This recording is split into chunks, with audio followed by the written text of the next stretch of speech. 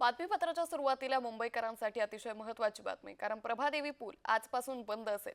रात्री 9 वाजल्यापासून पूल वाहतुकीसाठी बंद असेल, तर पूल तोडून नवीन उड्डाण पूल बांधण्यात येणार आहेत। वाहनांना पर्यायी वाहतूक मार्गाची सोय देखील करण्यात आली। प्रभादेवी पूल रात्री 9 वाजल्यापासून वाहतुकीसाठी बंद करण्यात येणार आहे। मुंबई महानगर विकास प्राधिकरणामार्फत हा पूल तोडून नवीन उड्डाण पूल बांधण्यात येणार असून तो शिवडी वरळी एलिव्हेटेड कनेक्टरचा महत्त्वाचा भाग असेल। पुलाचा वापर करून जाणाऱ्या वाहनांना पर्यायी वाहतूक मार्गाची सोय करण्यात आली आहे। त्यामुळे एल्फिस्टन पूल हा आता 9 वाजल्यापासून वाहतुकीसाठी बंद करण्यात येणार आहे। नवीन उड्डाण पुलाच्या उभारणीसाठी हा पूल बंद करण्यात येणार आहे। तर रात्री 9 वाजेपासून हा पूल बंद होईल। तर या उड्डाण पुलावरची वाहतूक ही पर्यायी मार्गाने वळवण्यात देखील आलेली आहे। त्यामुळे नागरिकांसाठी अतिशय महत्त्वाची बातमी सध्या समोर आलेली आहे। रात्री 9 वाजेपासून हा पूल वाहतुकीसाठी बंद होईल। एल्फिस्टन पुलावरून मोठ्या प्रमाणात नागरिकांची वर्दळ असते आणि आता नवीन उड्डाण पुलाच्या उभारणीसाठी हा पूल बंद करण्यात येणार आहे। आज रात्री 9 वाजेपासून या पुलावरची वाहतूक पूर्णपणे बंद करण्यात येईल।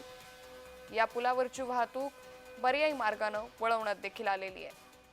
त्यामुळे प्रभादेवी पूल हा आजपासून बंद असेल।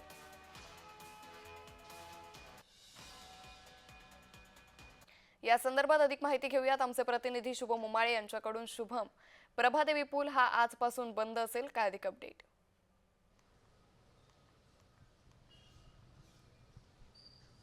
अंकिता, प्रभादेवीचा हा एल्फिस्टन पूल जो आहे आजपासून बंद होणार आहे। आज रात्री 9 वाजल्यापासून यावरची वाहतूक जी आहे ती बंद करण्याचे आदेश जे आहेत ते मुंबई पोलिसांकडून जारी करण्यात आलेले आहेत। अर्थातच अत्यंत महत्त्वाचा पूल आहे जो पश्चिम आणि मध्य मुंबईला जोडत जात असतो आणि त्याचमुळे अनेक वाहनं जी आहेत या पुलावरनं प्रवास देखील करत असतात। खरं पाहायला गेलं तर एक महत्त्वाच्या प्रकल्पासाठी हा पूल जो आहे तो तोडण्यात येणार आहे आणि डबल डेकर पूल जो आहे तो बांधण्यात येणार आहे। सध्या आपण बघू शकतो, मी याच ठिकाणी आहे। एल्फिस्टनचा आज तो पूल आहे जो तोडण्यात येणार आहे आणि अवघे शेवटचे 13 तास जे आहेत ते मुंबईकरांना राहिलेले आहेत या पूलवरून प्रवास करण्यासाठी। त्यानंतर मात्र दोन्ही पदचारी असो की वाहनधारक असो त्यांना हा पूल जो आहे पुढील 2 ते 2.5 वर्ष अंदाजा वापरण्यासाठी मिळणार नाहीये, कारण की अर्थातच या पूलला पाडण्यात येणार आहे आणि त्यानंतर या पूलचं एक नवीन बांधकाम जे आहे ते होणार आहे।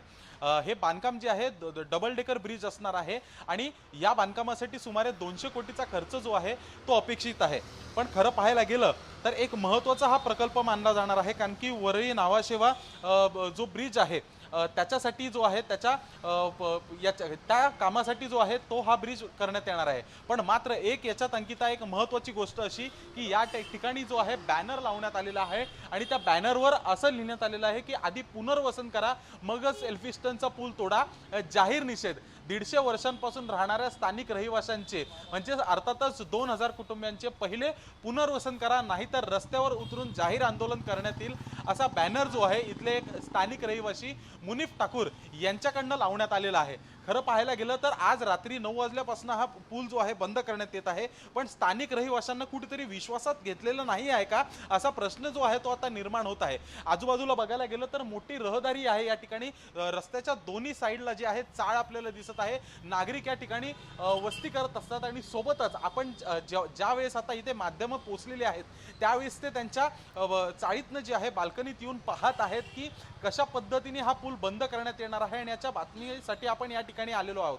कुठेतरी विश्वासात घेतलेलं नाही आहे असं समजून येत आहे। रस्त्याच्या दोन्ही बाजूला जी आहे स्थानिक रहिवासी राहत असतात आणि याच कामासाठी जो आहे आता जो त्यांना नाहक त्रास जो आहे वाहनधारकांना मुंबईकरांना तर होणारच, पण स्थानिक रहिवाशांना देखील होणार आहे आणि कुठेतरी आता त्यांचं लवकरात लवकर स्थलांतरित करा, अन्यथा रस्त्यावर उतरून आंदोलन करू अशा पद्धतीत जे आहे त्यांना सांगण्यात अशा पद्धतीचा बॅनर जो आहे तो लावण्यात आलेला आहे। खरं पाहायला गेलं 9 वाजता हा ब्रिज बंद होत आहे।